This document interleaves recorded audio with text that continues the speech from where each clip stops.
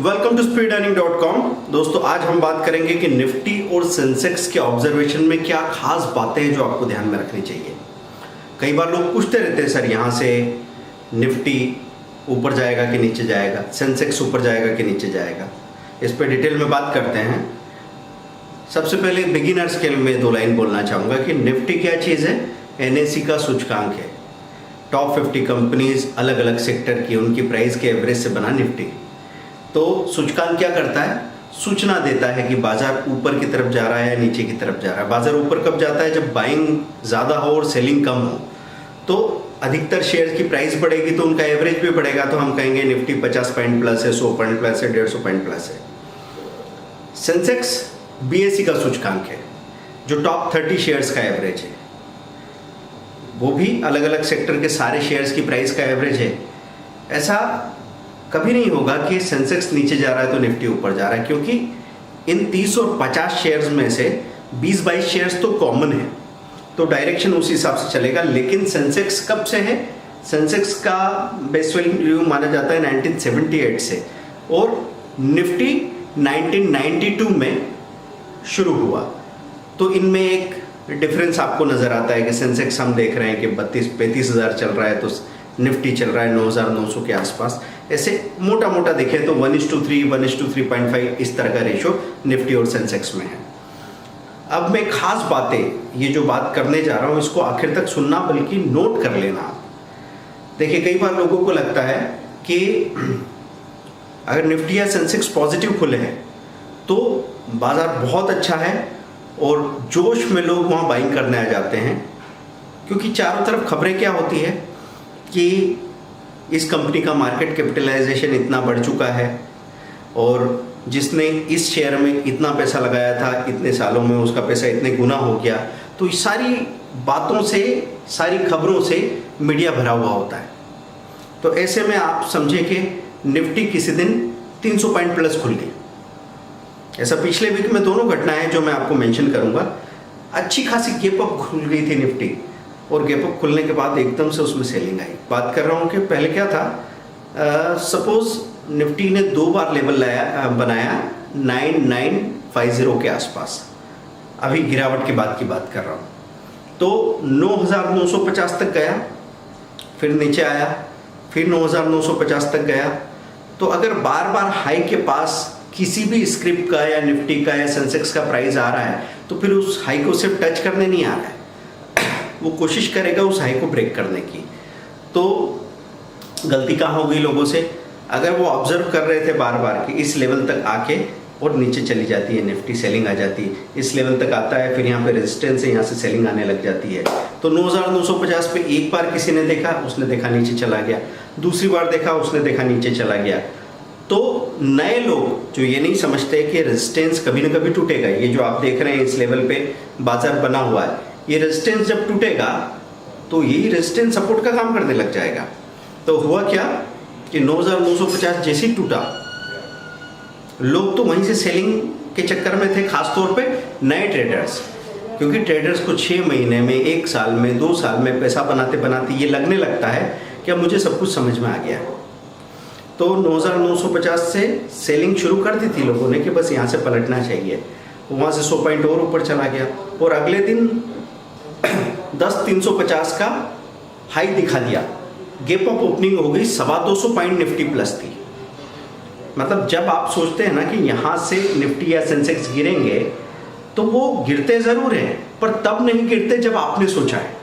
तो वो short sellers की जान निकाल दे, इतना बड़ा उछाल उसमें एक बार दिखता है। तो 10,350 खुल गया और इतना बड़ा गैप अप खुलेगा तो उसके बाद आगे और मूवमेंट मिले शेयर्स को, इसके चांसेस कम हो जाते हैं। आगे और मूवमेंट मिले निफ्टी को, इसके चांसेस कम हो जाते हैं। तो निफ्टी की उस ऊंचाई पे बहुत कम लोग हैं जो उसको शॉर्ट सेल कर पाते हैं। बहुत कम लोग हैं जो अपने शेयर्स का प्रॉफिट बुक कर पाते हैं। क्यों नहीं कर पाते हैं? क्योंकि एक पूरा साइकोलॉजिकल प्रोसेस काम कर रहा है। आपने देखा कि आपने जो 150-55 रुपए पे जेल खरीदा था वो 175 हो गया था। आप बहुत अंदर से खुश थे और आपको लग रहा था इसको बेच दूं क्या, तो 175 पे आपने थोड़ा बेचा भी सही, पार्ट प्रॉफिट बुक किया। अगले दिन आपने क्या देखा, वो हो गया 190। तो एक बार तो मन में आएगा ना, अरे यार जल्दी निकल गए, रुक जाते तो आज कितना पैसा मिलता। फिर 190 पे आपने कहा आज सारे निकाल दूं क्या, फिर वही कन्फ्यूज़न कि बढ़ेगा घटेगा मालूम नहीं इसका। तो वहाँ पे भी यही सोचा था कि बहुत बढ़ गया और बेचा तो ये तो ऊपर आ गया, तो वहाँ थोड़ा सा आपने और बेचा, वो 206 का हाई दिखाने लगा। 206 पे आप एक भी शेयर नहीं बेच पाए, क्योंकि 2 बार आपने डिसीजन लिया और आपको लगा मुझसे जल्दी हो गई, मुझसे गलती हो गई, तो आप उस हाई पे प्रॉफिट बुक नहीं कर पाते और वहाँ से एकदम पलट के शेयर नीचे आता है। क्योंकि निफ्टी भी एकदम से नीचे आई, 200 पॉइंट का गैप अप खुलने के बाद में वो 25 पॉइंट ही प्लस रह गई बाजार के बंद होने तक। मतलब मैं ये कहना चाहता हूँ कि जब भी एकदम से गैप अप खुले बाजार, तब सबको लगेगा कि दिन बहुत अच्छा है और मैं बहुत कमाई करूँगा, लेकिन उसी दिन आपको सबसे ज़्यादा नुकसान होगा। लोग समझते हैं कि बाजार की गिरावट में आपको नुकसान ज़्यादा होंगे, आपके पड़ोसी तो खास तौर पे ऐसे ही समझते हैं, जो मार्केट को नहीं जानते पर आपको जानते हैं कि आप मार्केट में काम करते हो। तो जैसे उनको एक खबर मिलती है कि सेंसेक्स लहूलुहान और इतना गिर के नीचे आया, इतने सारे निवेशकों का इतना लाख करोड़ पानी में चला गया, ये सब सुन के उनको लगता है पता नहीं ये आदमी के साथ क्या हो रहा होगा। उनको नहीं पता कि हम शॉर्ट सेलिंग करके उस दिन और ज़्यादा पैसा कमा सकते हैं। हाँ, अगर आपको आता हो तो, अगर आपको कंसेप्ट क्लियर हो तो होगा क्या कि तेजी के मार्केट में लोग सबसे बड़े नुकसान करते हैं। खास तौर पे ऐसे दिन सबसे बड़ा नुकसान करते हैं जिस दिन उनको लगता है कि अब तो बाजार में कोई खतरा नहीं है, बाजार अच्छा है। तो बाजार अच्छा है मतलब 200 सवा 200 पॉइंट निफ्टी ऊपर खुली, मतलब सेंसेक्स 600-700 पॉइंट ऊपर खुला और वहां से दिन भर उधर ही खड़ा रहेगा, धीरे से एकदम से नीचे घुस जाएगा। मतलब हो सकता है 1:30, 2, 2:30 बजे तक बाजार मेंटेन करता रहे और एकदम से नीचे आ जाएगा। तो ये एक बात क्लियर करें, आप ज़्यादा पैसा कब कमाएंगे आपको पता है कि थोड़ा सा गैप अप खुल जाए बाजार, थोड़ा सा मतलब 20 पॉइंट गैप अप खुल जाए और वहां से 90 पॉइंट तक जाए निफ्टी, सेंसेक्स 50 पॉइंट प्लस खुल जाए और वहां से 250 पॉइंट तक जाए। ये जो चाल मिलती है आपको, ये ट्रेडिंग के लिए ज़रूरी है, क्योंकि उस वक्त शेयर गैप अप नहीं खुलता ज़्यादा, वो थोड़ा गैप अप खुलता है और 1% ऊपर खुला और 5% तक चला तो आपको 4% की रेंज मिलेगी जिसमें आप आसानी से पैसा बना सकते हो। तो ध्यान रखना, बाहर से अच्छा दिखने वाला मार्केट आपके लिए खतरनाक हो सकता है और जो ठीक ठाक मार्केट दिख रहा है वो आपके लिए बहुत अच्छा हो सकता है। एक और एग्जांपल दूंगा। जब आपने सोचा कि बाजार तो बहुत ही खतरनाक है, बहुत बेकार है, कब की बात करता हूँ, लास्ट फ्राइडे की बात कर रहा हूँ मैं। लास्ट फ्राइडे मतलब 12 जून, 12 जून की बात करें, 10,350 से बाजार गिरा, वो एक बार थोड़ा नीचे आया, फिर 100 पॉइंट की रिकवरी दिखा दी, तो आपको लगा नहीं यार ये तो नहीं गिर रहा है। फिर एकदम से गिरावट हुई, एक दिन में 200, 250, सवा 200 पॉइंट गिर गया बाजार।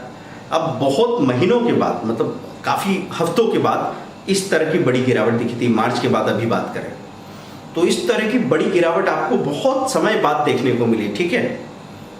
आपको लगा कि बस ये काफ़ी हो गया। वहाँ पे कई बार लोग क्या करते हैं, निफ्टी के फ्यूचर में तेजी करके बैठ जाते हैं, बुलिश पोजीशन, या कॉल खरीद के बैठ जाते हैं और उनको लगता है अब गिरेगा भी तो ज़्यादा नहीं गिरेगा, ज़्यादा से ज़्यादा क्या होगा, कल 50 पॉइंट माइनस खुल जाएगा, वहाँ से पलट के पॉजिटिव हो जाएगा बाजार। ये सोच के अगर आपने एक तरफा पोजीशन बना ली तो मारे जाएंगे। जहाँ से आपको लगेगा कि बिल्कुल नहीं गिर सकता, वहाँ कोई ऐसी नेगेटिव न्यूज़ आ सकती है, जैसे अभी आई थी, यूएस का मार्केट नेगेटिव था और 350 पॉइंट निफ्टी गैप डाउन खुल गई। अब 350 पॉइंट निफ्टी गैप डाउन खुली और आप खबर फैली हुई चारों तरफ कि आज तो बाजार में तबाही हो सकता है, ब्लैक फ्राइडे हो, 350 पॉइंट माइनस खुलेगा बाजार। वहां पे आपको लगेगा बाजार बहुत बुरा है, लेकिन वो सबसे बुलिश दिन था, सबसे तेजी का दिन था वो, क्योंकि 350 पॉइंट से बाजार रिकवर होते होते 70 पॉइंट प्लस हो गया। मतलब 400 450 पॉइंट की तेजी आई। कहने को कवर क्या था दिन का, it was a red day, वो एक सबसे ज़्यादा मंदी का दिन देखा जा रहा था। अब वो मंदी का दिन देख के अगर किसी ने उतावलेपन में, जैसे ही बाजार माइनस खुला और दिमाग में अपने पिक्चर कौन सा है, मार्च की जो ब्लड बाथ हुआ था, जो तबाही हुई थी, वो आपकी मेमोरी में है और आपने सोचा 350 पॉइंट माइनस खुला है, पहले भी एक बार खुला था वहाँ से 1000 पॉइंट माइनस हो गया था, चलो फटाफट शॉर्ट करो, थोड़ी देर भी देखा नहीं और शॉर्ट कर दिया, तो इतना बड़ा नुकसान हुआ जो आदमी सोच भी नहीं सकता था, क्योंकि एकदम से वहाँ से रिकवरी आ जाती है। तो इतना गैप डाउन अगर बाजार खुले ना तो ये चांसेस बनते हैं कि एकदम रिकवरी आ जाए। अब यहाँ पे देखना क्या होगा, देखना आपको यह होगा कि 350 पॉइंट निफ्टी माइनस खुली, मतलब 900 या 1000 पॉइंट सेंसेक्स माइनस खुला। अब आपको यहाँ पे देखना है कि क्या उसमें 10-15% की भी शॉर्ट कवरिंग आ रही है वहाँ से। अगर 10-15% की भी शॉर्ट कवरिंग नहीं आए, मतलब 350 से 300-310 तक आया और रिकवरी नहीं हो पाए, तो चांसेस बनते हैं फिर से लो तोड़ के नया लो बनेगा। लेकिन अगर ऐसा दिखे कि 10-15 मिनट के अंदर ही 350 पॉइंट से रिकवर होकर 250 पॉइंट रह गया है, तो फिर जाके इक्विटी डेरिवेटिव में चेक करो कि सेंसेक्स निफ्टी अपने VWAP volume weighted share average price से ऊपर तो नहीं है, और ATP चेक करो, एवरेज ट्रेडेड प्राइस जो आपकी मार्केट वॉच में आपकी स्क्रीन पे, अगर वो उसके ऊपर आ गया है तो सीन बदल चुका है। अब वहाँ पे आके टिकता है कि फिर से लुढ़क के एवरेज के नीचे चला जाता है। थोड़ी देर को ये आपका मामला है, ये देखने का या फिर जाल फैलाने का होगा, जाल बिछाने का होगा। जो हमारी स्ट्रेटेजीज है वो क्या करती है, इन सारी चीज़ों का जवाब देती है कि किसी भी डायरेक्शन में जाना हो निफ्टी को, किसी भी डायरेक्शन में जाना हो सेंसेक्स को, कॉल लेना है, पुट लेना है, इस तरह का हम कॉम्बिनेशन बनाएं, इस तरह का जाल फैलाएं कि जिधर भी बाजार जाएगा उधर से पैसा मिलना चाहिए, नहीं तो कम से कम कोई बड़ा नुकसान तो होना ही नहीं चाहिए। आपका पहला पर्पस क्या है पता है, बड़ा प्रॉफिट कमाना नहीं, आपका पहला पर्पस है लॉस छोटा से छोटा करना, लॉस नहीं करना। तो छोटे लॉस के लिए अगर आपने तैयारी कर ली तो फिर धोखा होने वाला नहीं है।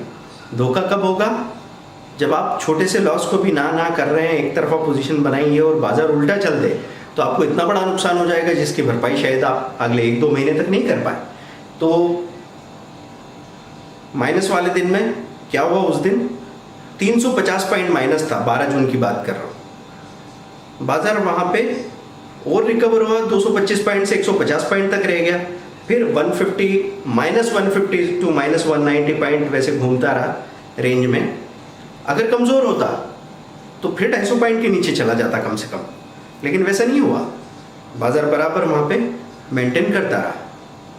और फिर जो हम कहते हैं आपको टाइम डिसिप्लिन में कि सुबह 9:30 बजे से लेके 11 साढ़े 11 तक वॉल्यूम आता है, फिर 1:30 बजे से लेके 2:30-3 बजे तक वॉल्यूम आता है, तो 1:30 से 2:30 के बीच में एक और मूवमेंट आया और निफ्टी चली गई सीधी प्लस की तरफ। तो ये ध्यान रखना है आपको। कई बार ऐसा भी होगा कि जैसे बाजार माइनस था, माइनस हो गया, सपोज मैं आज मंडे की बात कर लूँ 15 जून को, दोपहर के वक्त, सुबह के वक्त मंदी थी, मानो 100 पॉइंट से निफ्टी 200 पॉइंट माइनस हो रही है, पूरी चाल मिली, मतलब बहुत ज़्यादा गैप डाउन बाजार नहीं खुला था, बाजार गैप डाउन खुला 50-60 पॉइंट माइनस निफ्टी, और सेंसेक्स खुला 200 पॉइंट माइनस, वो 1:3 का रेशो जो मैं बताता हूँ। फिर गिरते गिरते गिरते गिरते 200 पॉइंट माइनस हो गई निफ्टी, मतलब सेंसेक्स 600-650 पॉइंट माइनस हो गया, पूरी चाल मिली। आप आराम से शॉर्ट सेल कर सकते थे, बहुत सारे स्टॉक ऐसे थे जिनका LTP लो के करीब था, उनमें सेलिंग लगा के आराम से काम कर सकते थे। और दूसरा, जो अभी हमने कैप्सूल कोर्स में स्ट्रेटेजी बताई, दिन में 2 बार की जो हमारी स्ट्रेटेजी है, जिसमें आप निफ्टी ऑप्शन में 5-5 पॉइंट का स्टॉप लॉस लेते हैं, निफ्टी फ्यूचर में 8-8 पॉइंट का स्टॉप लॉस लेते हैं, बैंक निफ्टी फ्यूचर में 30 पॉइंट का स्टॉप लॉस लेते हैं, तो बैंक निफ्टी ऑप्शन में 25 या 20 पॉइंट का स्टॉप लॉस लेते हैं, सिर्फ दोनों साइड। और ऐसे में हम कहते हैं हमेशा कि लगातार इस स्ट्रेटेजी को फॉलो किया तो महीने में 3 से 4 बार आपको इतने बड़े प्रॉफिट मिलेंगे जो आप कभी सोच ही नहीं सकते। तो सुबह मंदी का फायदा मिला और शाम को वहीं पे तेजी का फायदा मिल गया, जबकि आप डायरेक्शन का अंदाजा लगाना चाहें तो आप नहीं लगा सकते उस वक्त। आप ये सोच भी नहीं सकते कि बार बार अगर निफ्टी 200 पॉइंट माइनस हो रही है तो यहाँ से अब ये ऊपर की तरफ जाएगी तो मैं खरीदने की हिम्मत करूँ। उसके लिए आपको हेजिंग स्ट्रेटेजी की ज़रूरत पड़ेगी। हेजिंग स्ट्रेटेजी मतलब एक तरफ बाइंग है, एक तरफ सेलिंग है, और दोनों तरफ छोटे छोटे स्टॉप लॉस है। बुरा से बुरा हुआ, बुरा से बुरा, तो दोनों तरफ के 5-5 पॉइंट के स्टॉप लॉस चले गए और 10 पॉइंट चला गया आपका कॉल या पुट में। आपको पता है ना, इससे बड़ा स्टॉप लॉस तो आप ऑलरेडी लेते हो। अगर निफ्टी के फ्यूचर में 8-8 पॉइंट दोनों तरफ चला गया तो 16 पॉइंट जाएगा, जबकि मैं देखता हूँ निफ्टी में नॉर्मली लोग 20 पॉइंट 40 पॉइंट का स्टॉप लॉस लेते हैं, हमारे दोनों तरफ का स्टॉप लॉस मिला के भी उतना नहीं होता। और ऐसा कभी नहीं हो सकता कि एक साथ दोनों तरफ के स्टॉप लॉस चले जाएं, है ना। ऐसा हो सकता है कि या तो फिर आप मुझे बता दो कि आगे की तरफ 10 कदम और पीछे की तरफ 10 कदम एक साथ चल के दिखा दो, नहीं होगा क्योंकि दोनों अपोजिट डायरेक्शन में। हाँ, ये हो सकता है कि मैं वहां तक पहुंच के एकदम जल्दी से भागूं और यहाँ आ जाऊं, वही निफ्टी का पॉसिबिलिटी है कि एसएल हिट हुआ और आप अभी आपकी उंगली में तेजी नहीं है, आप ऑपरेट नहीं कर पाते हैं, अभी आपने प्रैक्टिस नहीं की और आपने सोचा कि बस अब हो जाएगा देख लेंगे, और आपको ऑर्डर लगाते लगाते 4-4 मिनट लगते हैं, 3-3 मिनट लगते हैं, तो फिर अभी तैयारी नहीं है। पेपर पर ट्रेड कर लो, पहले एक एक शेयर की खरीदी बिक्री करके पहले स्पीड बढ़ाइए अपनी। तो एक तरफ का एसएल हिट होते ही अगर दूसरी तरफ आप निकले तो लगभग बराबरी में छोटे से 2-3 पॉइंट के लॉस में बाहर हो जाओगे। लेकिन जब प्रॉफिट मिलेगा तो वो मिलेगा 30 पॉइंट 40 पॉइंट 50 पॉइंट का भी, रोज रोज नहीं, कम से कम महीने में 3 से 4 बार, मतलब 150 से 200 पॉइंट तो आपको उस बड़े प्रॉफिट में मिलेंगे और बाकी 50 से 100 पॉइंट और जोड़ लो। महीने के 300 पॉइंट कम होते हैं क्या? 20,000 रुपया, वो भी 70-80 हज़ार की कैपिटल पे, ये पॉसिबिलिटी है। तो बात कर रहा था मैं कि आप कई बार मार्केट आपको दिखा कैसे कि 800 पॉइंट माइनस है या 1000 पॉइंट माइनस है सेंसेक्स, और पूरा रिकवर नहीं हुआ, प्लस में नहीं चला गया, लेकिन 1000 पॉइंट माइनस से ये रिकवर हुआ और 600 पॉइंट तक आ गया। तो 1000 से 600 का ये जो शॉर्ट कवरिंग है ये पूरे बुल डे का काम करेगा, मतलब तेजी का दिन बन जाएगा। वो है मंदी का दिन और आखिर तक मंदी का ही रहा, लेकिन ये जो चाल मिली आपको -1000 सेंसेक्स से -600 तक, या निफ्टी में जो चाल मिली आपको -300 टू -200, ये आपको पूरा एक बुलिश दिन की तरह मौका देगी और उसमें आप तेजी कर सकते हैं। तो दोस्तों, ये कुछ बारीकियों की हम लोग बात कर रहे थे कि निफ्टी कब कैसे खुले तो कैसे बिहेव कर सकती है। अब जैसे 2 दिन बड़े बड़े मूवमेंट आ गए, तो उन मूवमेंट के हैंगओवर में आपको अभी लगेगा कि यार एक दिन 400 पॉइंट की तेजी, एक दिन 300 पॉइंट की मंदी, अब आगे भी यही होता रहेगा। नहीं होगा, बिल्कुल नहीं होगा। ध्यान रखना, अगला दिन ऐसा आएगा कि 60 पॉइंट प्लस है, वहाँ से एकदम से सेलिंग आ गई, 20-30 पॉइंट माइनस हो गया, फिर वापस प्लस हो गया 30-40 पॉइंट, फिर नीचे आ गया 15 पॉइंट माइनस हो गया और आखिर में 50 पॉइंट प्लस होकर बंद हो गया। अब आपको समझ में नहीं आएगा ये हो क्या रहा है। ये सारा जो कुछ भी असर आ रहा है, ये पिछले 2 दिन की बड़ी तेजी लगातार या बड़ी मंदी लगातार, उसके बाद का रिएक्शन, बाद का परिणाम है ये। तो देखिए, कोई शॉर्टकट नहीं है। हम बार बार आपसे कहते हैं, कई बार लोग बोलते हैं कि सर, या तो उनको लगता है कि कोई स्ट्रेटेजी या कुछ नॉलेज हमने बहुत सिंप्लीफाई करके बता दिया, तो बोले यार मज़ा नहीं आया, सुनने में मज़ा नहीं आया, क्योंकि दिमाग सबका साइन थीटा कॉस थीटा वाला का वो रखा है। तो हमको हमेशा ही ऐसी जलेबियाँ बनाना अच्छा लगता है। तो एकदम सिंपल हो गया तो हो सकता है कि आपको लगे ये चीज़ शायद काम नहीं करेगी, और ज़्यादा टिपिकल अगर हमने कुछ बता दिया, अभी हम चार्ट लेके बहुत सारे इंडिकेटर वगैरह लेके बैठ जाएंगे, तो फिर बहुत सारे लोग कहेंगे सर ये तो आपने क्या बताया, हमारे तो दिमाग से ऊपर ही चला गया। और मैं मानता हूँ, चलते बाजार में अगर मैं आपको 4 शेयर नाम बता दूँ और लिख दूँ कागज़ पे, आपकी जेब में रख दूँ, तो हो सकता है कि शाम को जब आप बाहर निकलो तब आपके जेब में हाथ जाए और पता लगे अरे यार ये 4 शेयर तो ये तो देखना ही भूल गए। क्यों? क्योंकि चलते बाजार में एक इम्पल्स होता है, पता नहीं आप कहाँ बह जाते हो।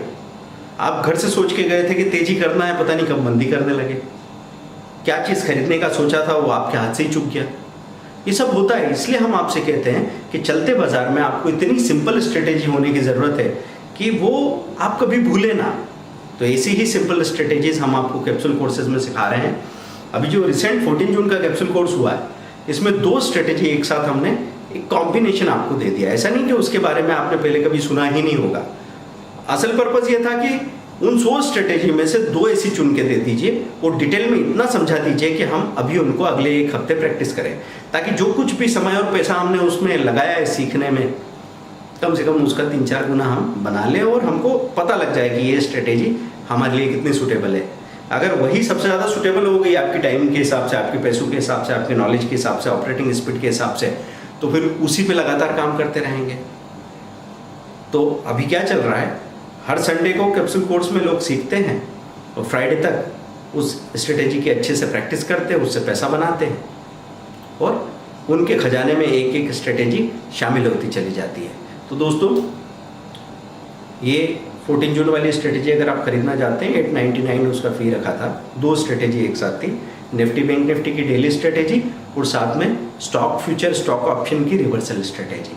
दोनों का कॉम्बिनेशन 899 में एक 2 वीडियोस हैं, है ना। एक घंटे का है, एक दूसरा लगभग आधे घंटे का 24-25 मिनट्स का। तो उसको देख के आप अच्छे से प्रैक्टिस कर सकते हैं, रिकॉर्डिंग्स आप ले सकते हैं। बात तो नॉलेज की किसी भी फॉर्मेट में मिले, आपने उसको प्रैक्टिस किया कि नहीं। तो दोस्तों आज हमने निफ्टी की सारी फाइंडिंग्स पे बात की है। आगे और डिटेल ऑब्जर्वेशन आपके साथ शेयर करते रहेंगे सिंपल लैंग्वेज में।